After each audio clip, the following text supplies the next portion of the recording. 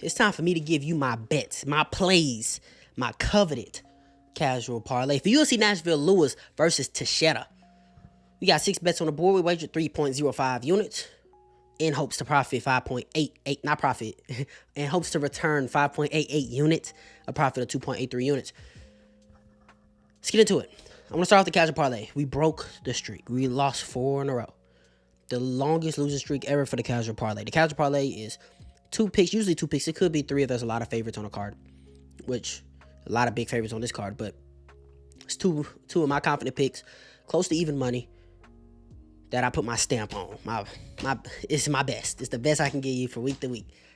The casual parlay. Now, last week I took time. Usually, I'm coming out with the casual parlay early before all the props drop, before anything. I'm going off gut, and I'm just dropping it, and I'm losing. So as of late, I've been taking my time. Wednesday, I came up with the casual parlay, official casual parlay. I'm taking my time with this shit.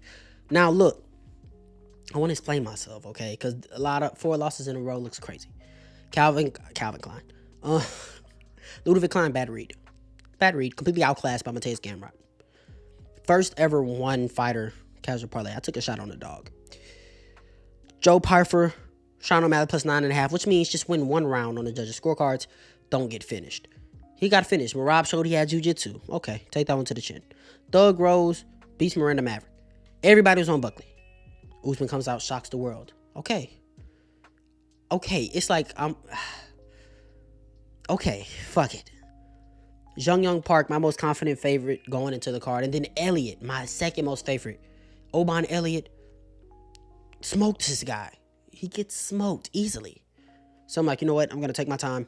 I come out. Denise money line. Under 3.5 rounds on Teixeira versus Oliveira. No way Denise loses to Guzzi, whoever, on 5 days' notice out of the LFA, Brave, whatever it is. 6 fights at the Kentucky State Fair. No way this fight, Teixeira and Oliveira, goes to the 4th round with 2 minutes and 30 seconds left. And that parlay was like minus 120. So we got close to even money with that. This week's casual parlay, it's going to be the over 1.5 rounds for Jake Matthews versus Chidi Njokuani, and Chris Curtis money line to beat Max Payne Griffin. I want to start with Max Payne Griffin. Max Griffin, split decision with Tim Means. Losing to Michael Chiesa. Losing to Neil Magny. I believe this is a big layup and an easy welcome back to welterweight for Chris Curtis. The wrestling, the striking, the boxing, the takedown defense, the physicality that he got used to at 185. Max Payne's not going to be able to bring that. He's not going to be able to bring that, and Chris is a hard guy to hit while he's hitting you.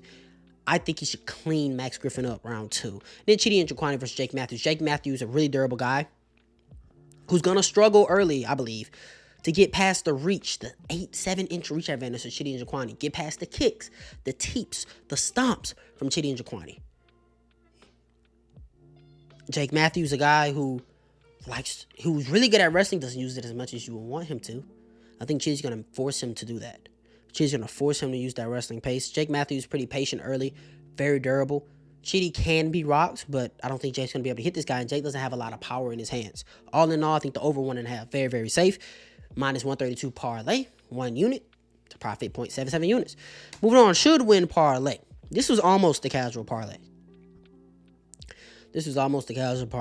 But I bailed because I do respect Steve Garcia's power, and I have a sneaky prop, minus 130, sneaky prop with Steve Garcia later that you guys need to see. But we got half a unit on Eduardo Mora to beat Lauren Murphy. Do I have to explain it? No, I don't think I do. And then over 1.5 on Calvin Kattar and Steven Garcia. Calvin Kattar, a guy who needs to warm up into fights. He starts a bit slow, but he's just much more defensively and technically sound than everybody that Steve Garcia is finishing. And he's never been finished ever in his career by KO. Really good boxer. A guy who's actually going to engage with him and not just run away. Steve Garcia is going to be throwing big bombs, and I don't know what happens if this fight extends late. Calvin Kattar has really sneaky elbows in close and in the clinch. good takedown defense, I guess, but Steve does do a good job of mixing it up in the middle of the strikes. I think this fight's going to be competitive on the feet. And I think Steve's going to have to mix in that grappling in order to pull away from Calvin Kattar. Overall, if Steve Garcia does dish out a beating, I think Calvin Kattar takes it for the first round at least. I like the over 1.5. I do. It's a lot of a gut feeling, but I like it. I like it a lot. Underdogs. We got 3 underdogs and straight plays.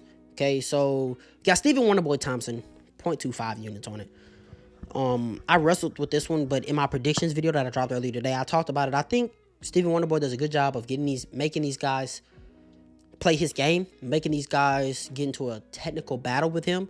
And when you have to be Stephen Wonderboy Thompson, you have to be physically imposing. And Gabriel Bonfim, he used to be like that, but as of late, ever since he lost to Nicholas Dalby, a guy who's very, very physically imposing himself, ever since he lost to Nicholas Dalby, he's been more of a patient guy, letting the finish find itself instead of just going out there and finding it, right? He's hanging around on the feet, and he's landing beautiful strikes. He's very, very good. Landing beautiful strikes and timing nice takedowns and reversing positions and then sliding his hooks in and things like that.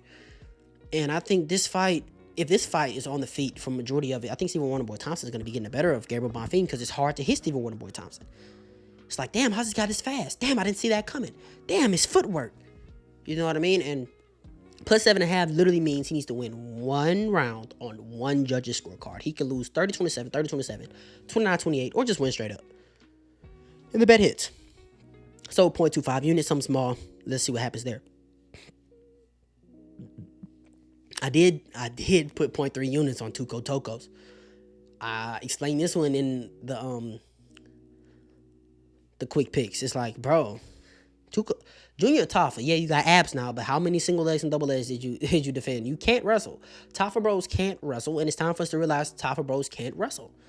Tuco Tocos is a wrestler. Tuco's gonna grab Junior Tafa. He was taking down Neville Sterling. He's gonna grab Junior Tafa. He's gonna put him on his fucking back and lay him down like a pancake. Take the wind out of his sails. Junior Tafa has no cardio. He's gonna fucking gas out. And he's not going to have anything else to deal with him on the feet. He's not going to have big power in those hands anymore come round 2. Tuco Tocos. And then we got Steve Garcia. This is that sneaky prop I was talking about. Round 1 only. Any other result, no action. Meaning Steve Garcia goes out there, starches Calvin Kattar. In the first round, we win our bet. If the fight goes to the second round, third round, decision. If Steve Garcia gets finished in the second or third round by Calvin Kattar landed something sneaky, we get a full refund. The only way this loses is if Calvin Kattar beats Steve Garcia in the first round. And I just don't see that. I don't think Calvin Kattar's ever finished somebody in the first round in his UFC career. And then the last bet, Morgan Charrier, moneyline against Nate Landwehr, just a much better fighter. Like I said, I predicted all these fights, so if you want to see an in-depth breakdown from each fight, it's there for you.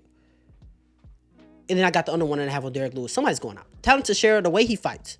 He's never went to the second round of his professional career, by the way. The way he fights, he's going to charge he's going to charge across the octagon. He's going to get in the pocket, he's going to slug. Or he's going to grab that high collar, and he's going to get you in the clinch, he's going to back you up, he's going to try to land elbows. He's going to try to land damaging strikes. In that, he gets hit a lot. A fuck ton. Go back and watch the Dana White contenders. He's getting fucking tagged. He gets hit. Derek Lewis is a guy that you can't just get hit by. So either way, somebody's going down in under 1.5. That's how I feel. So I wagered half a unit to win a unit. And that's all I got. Like, comment, subscribe, share this if I know they enjoyed it like you did. Join me Saturday. We'll be live for all the fights, even the boring ones. We'll be live for all the fights to see how the bets play out. Having some fun. Might even play some live bets here and there. Chat it up. I'm having a lot of fun. You ain't got to go home. You got to get out of here, man. Yay.